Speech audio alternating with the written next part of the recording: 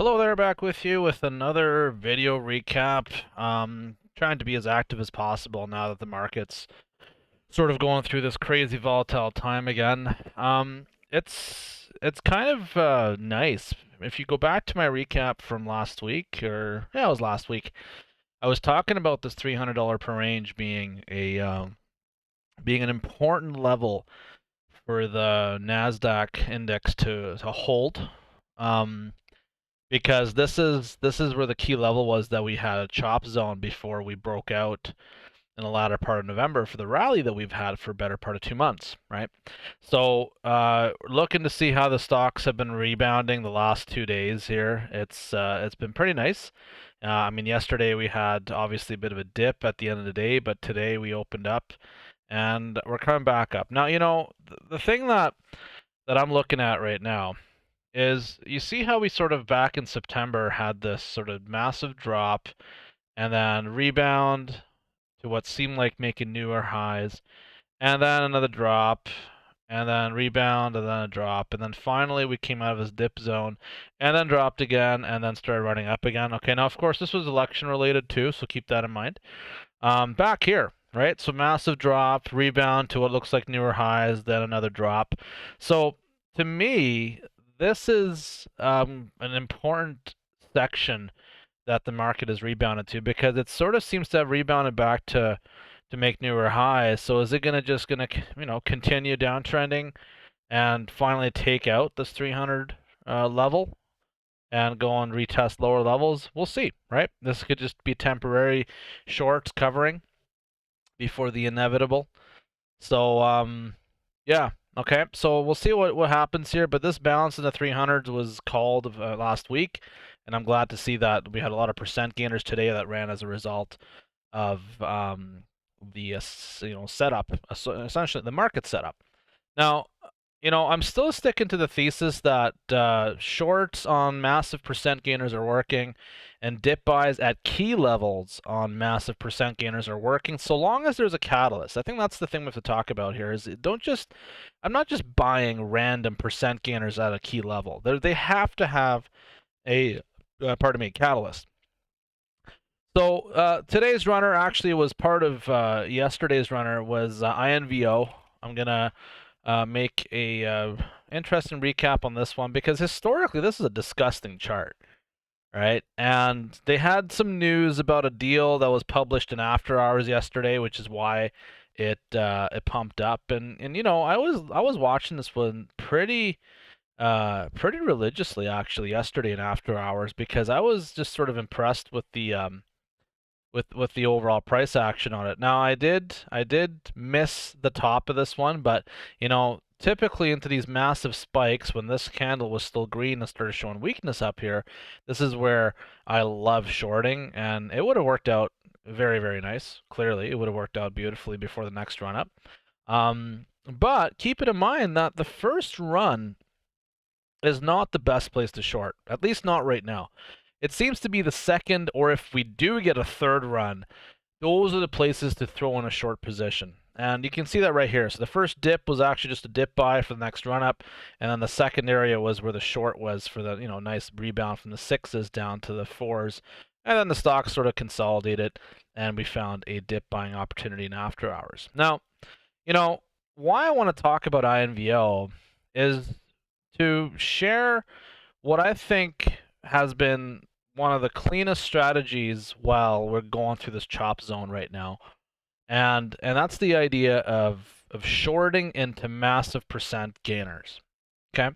And again, massive percent gainers with news. Stocks that are just going absolutely parabolic and once they sort of run out of steam, you can start taking small short positions and building it from there.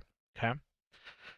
So I think this one is a little bit difficult to trade well in the first 2-3 hours of the market, just because of all the halts it went into. I mean, we're looking at decent sized halts here. I mean, this is 5 minutes, this is 10 minutes, 10 minutes, And then when they finally open it up, the stock halts and then runs up again into a halt and then, spikes. And, this has been happening quite a bit, okay, where you have a halt and you have that sort of gap down that makes people think that this is the beginning of the end. But all this really is just the first pullback. Okay, this is kind of like this scenario back here.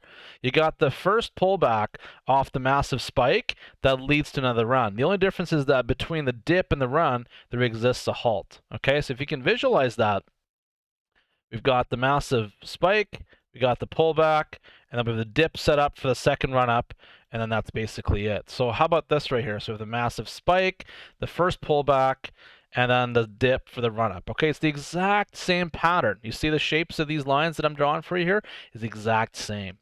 So, when I'm talking about shorting into these massive percent gainers, I don't mean instantly. Like, I need to see the first dip, and I need to see how the stock behaves to that first dip. Now, as of late, the stocks have been making second highs before they're done for the day.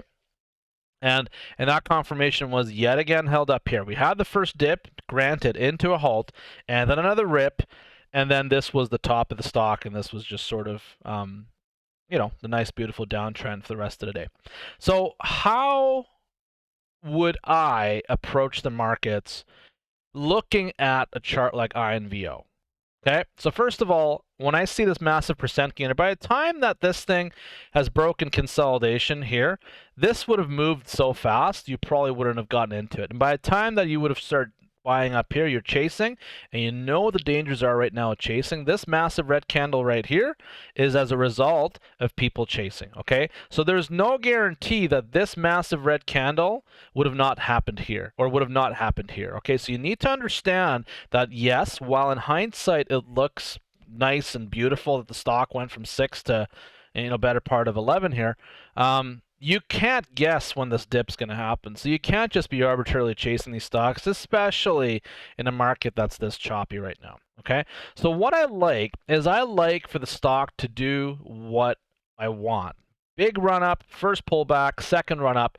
Once I see the second run up, I'm looking for confirmation that the fall through spikes are no longer as strong and there is a drop in volume. Once I see those two confirmations on a big percent gainer with a catalyst, as the deal was with INVO, I like shorting into spikes.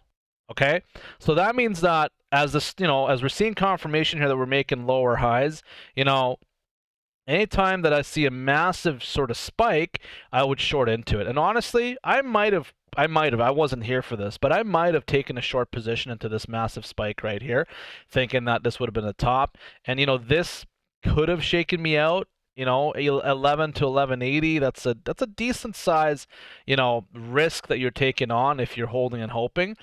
But the thing is that if you're taking a short here in the 11s, and you're still holding short positions in the spike right here, you have to see where the stock is topping out. Is the stock going to retest the actual highs and punching through for a breakout, or is it just spiking at the tail end of a short squeeze? Personally, for me, when I see that we're making sort of this lower highs, when I see this sort of, let me just draw this out for you.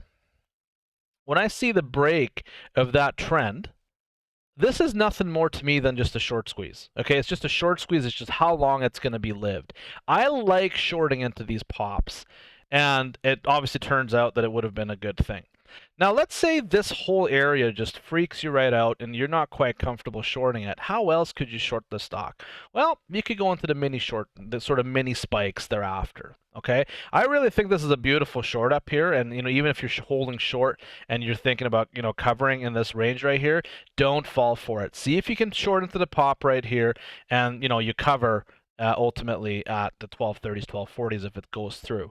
And then the pullback was fantastic. But if this scares you, then any of these sort of run-ups right here that are not forming higher, they're not forming higher highs, these are the ones to pop into, right? So short up into here, another run up right here, another run up right here. Okay, so all these places where you're just holding previous resistance are fantastic places to short into. And really at the end of the tail end, this thing was just downtrending, and I was talking about this quite a bit today, and I was saying that, 750 is the key level on the stock for a dip buy, and it held that level almost to a uh, perfect level. I mean, the top of the pre-market here was 742, and the bottom here was 753, right? So 750 is where I, typically like to have an order, and the realistic thing here too is you don't know if this thing's going to continue dipping through 750, right? But 750 would have been a decent dip buying opportunity if you were able to catch the bottoms here. Realistically, though, most people, when they look at this point in the chart, it looks so unattractive that they're probably too scared to take a position here. But this is that moment that you have to consider taking it. And you get in here in the 750s, what's the worst? You cut your losses at 740s, if not in the 720s, if not in the 7s. Like, Jesus Christ. By the point that this gets down to 7, you should be out. Right? So you're taking way less risk on by dip buying these massive percent gainers that have a catalyst than chasing up here in the morning. Okay? Because you just have, how much room do you have here? 50 cents to lose? How much room do you have to lose here? You have 11 all the way down to 750. You have almost $3-4 a share that you could lose in this panic. So the risk is not worth it here. Here, the risk reward is high. Now, let's say you missed the entry here in the 750s. How else could you have gotten in? Well, you've seen as of late how these massive percent gainers that pull down under VWAP and then start reclaiming VWAP, they're, nice plays. So to me, the buy here is in the 860s. And why I say 860s is, again, you've got a beautiful sort of level formed here in the 850s. So if you get in on the dip in the 860s, you only have a 10, if not, 10 or 20, 30 cent risk level that you're introducing if this is just a false break before the next pullback. Okay, so really the next buy is here for the retest of VWAP, and I mean, we had a beautiful squeeze, choppy, but a beautiful squeeze, and then usually, as the case is with these stocks, if I was to just draw a trend line for you right here, once we're sort of breaking trend, you need to start thinking about, all right, if the volume isn't coming through to historic levels, is this a potential short setup? And that's exactly what this was. So any sort of scenario where you're sort of breaking out of that trend are areas to start thinking about the short side of the trade because of the market we're in. If we're in a booming market, everything is exploding and going nuts, no, this is not the place to short. But because we're in a market right now that is pulling back, that is dipping, that is still uncertain, people are worried about high interest rates, all that sort of stuff, bond yields, these are areas that are good to load into shorts. Buy the dips, load into shorts. And that would have worked out beautifully for you. And this right here is really equivalent to this trend right here, right? Like, you've got this trend, you got the break, and you should be short biased, right? So when the stock sticks out of the trend, short biased. When the stock sticks out of the trend, short biased, and it would have worked out.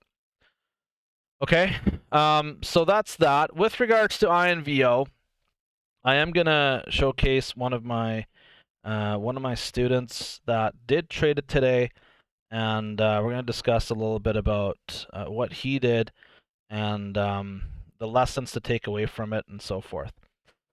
Okay, so let's see here. So the first buy point was at $8.99 for him at 11:48 Pacific time.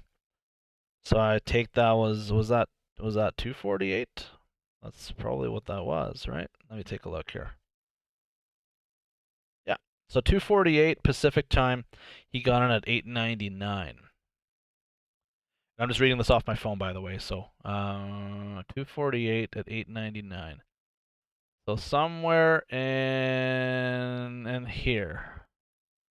Right. So he's buying the dip. Let me zoom in right here. So he's buying the dip here at this timestamp right here at 8.99, and then he's flipping that into what is it here? Bought some more at 12.03, which is 3.03. So this thing dipped. So bought some more at 9.13. So up in here. So he's buying the dip here. He's upping his average here, and then he's selling into 10.02. Which is the spike right here. and selling the remainder at 903 at 1245, which is 345. So he's holding it down here and selling the rest for basically break even. Okay. So, it certainly would have worked, and as it did in this case, it did work. Basically, he's buying the breakthrough VWAP for a retest of VWAP and a squeeze towards the higher levels in the stock. But the thing is, um, this is not the market we're in to be chasing up in this level here. So this is this 9, yeah, and the sort of 8s and in the 9s off of a 750, 750 risk, because that's really where the dip buying opportunity was, is the 750s. That is the key level, right? So when you put that into perspective, buying up here, you're toying with a decent gap. Like, I mean, what is this? This is a 16, 17% off of where the key level is. So if you're buying up here, the only thing that I've got to say is, even though it worked out and it turned out to be a bit of a scalping trade where you're taking decent profits here, because the market's not behind you, you're basically playing a 50-50 odds, right? Because if you're buying here in this level, let's just kind of look at this. You have 17% to the downside, and you have, what is that? 35% to the upside, basically, right? And what are the odds that the stock is going to spike through and come through here in a market that is not in a hot sector right now? Like, it's not exploding, right? So when you're starting to get into these trades up here, it is a little bit of a chasing nature. Really, the only place to buy this, in my opinion, would have been here in the 860s. The first time you get a dip to retest the VWAP, because afterwards you're later to the game, and the later you get to the game as a long setup, you have to understand that it becomes more so short. When a stock is trending upwards for a better part of 2-3 hours, and it can't make significant gains, it is a short. It's just common sense short. So while this worked out for one of our students, and I'm always happy to see my students have profits, it is important to showcase the amount of risk that they're including if they're buying in these levels up here. Okay. Now, had the stock spiked up, pulled back, and held VWAP, and had not dipped below VWAP, like had it just held here in VWAP, then sure, the $8 per share, $8.99, $9 per share level would have been a bit more acceptable in my mind, because a area of support would have been formed that you could play off of. But in this instance right here, where you see the bounce off of the key area, and now you're entering the game, better part of this is 116, and the gentleman bought at 245, 248. So an hour and a half after we've already uptrended from the key area, you're toying with a little bit of fire here. Okay, so just something to keep in mind. I'm glad it worked out. Just make sure you don't get crushed in it, because something like this could have been very easy to buy and then sell into a panic. The one nice thing I will, just say it was a good job is that my student bought this in the dip. So buying this in the dip at least gives them the sort of, the room here to cut losses after 30 or 40 cents off of this key level. So that's better than chasing into the green stuff, which I'm very happy to see. So congrats on buying the dip.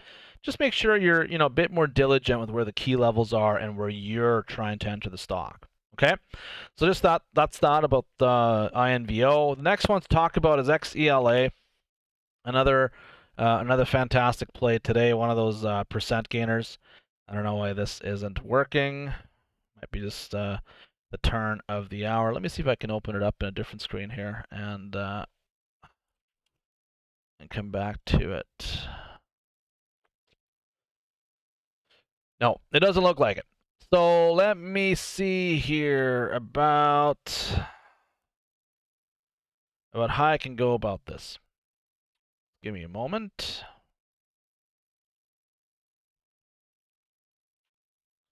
There we go. So just give me a sec. I'm gonna open up the good old Yahoo Finance, and then we'll go in there and open up some of the stocks that I wanted to talk about. XELA.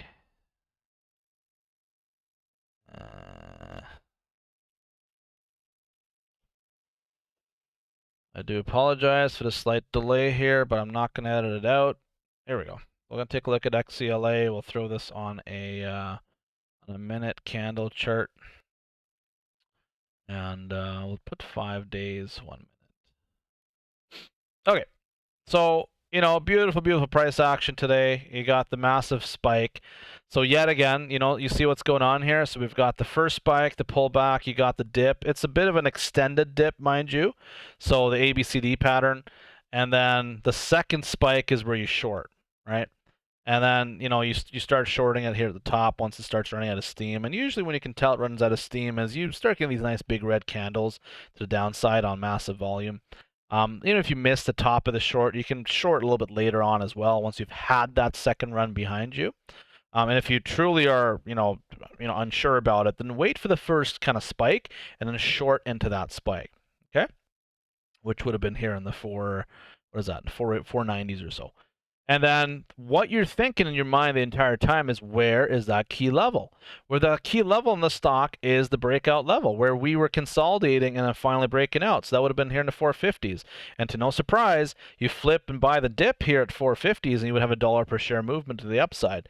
And then as the case is with any sort of bouncing ball, it goes up and then down and then starts getting weaker and weaker and weaker. So then you short the top of the spike after the dip buy. Right? So you could really just buy the breakout, short the top on the second run, flip and buy the dip at a key level, short the top of the dip, and then, you would have a beautiful, beautiful short here. And, this is a fantastic short down to the fours, you run from 5 down to the fours, that's a better part of like 20-30%, right? And then, of course, the next key level here you have to ask yourself is, where's the key level after this level? Well, it's sort of down here in the mid fours, right?